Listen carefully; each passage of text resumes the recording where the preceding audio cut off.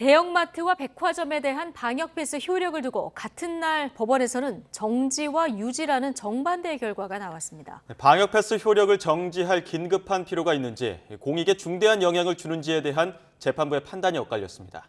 우철희 기자가 보도합니다. 법원이 방역 패스 효력 정지 여부를 결정하는 핵심 기준은 크게 세 가지입니다.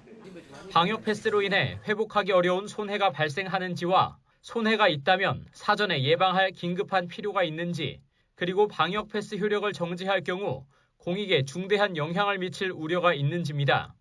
3,000제곱미터 이상의 점포, 즉 대형 마트와 백화점 등의 방역 패스 효력에 대해 서울행정법원의 한 재판부는 정지를, 다른 재판부는 유지를 결정한 것도 바로 핵심 기준에 대한 판단이 서로 달랐기 때문입니다.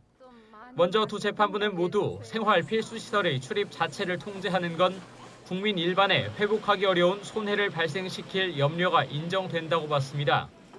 나아가 효력 정지를 결정한 재판부는 손해를 예방할 긴급한 필요가 있고 효력을 정지해도 공익에 중대한 영향을 미칠 우려는 낮다고 판단했습니다.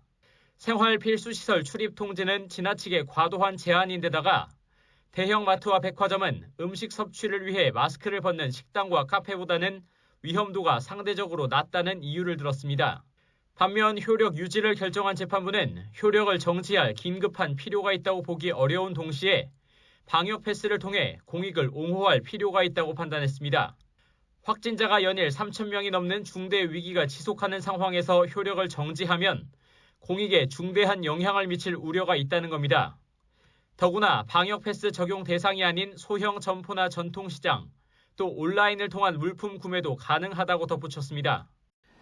또 두 재판부는 보건복지부 장관과 질병관리청장의 방역지침 마련 등의 행위가 집행정지 신청의 대상이 되는지에 대해서도 엇갈린 판단을 내놨습니다.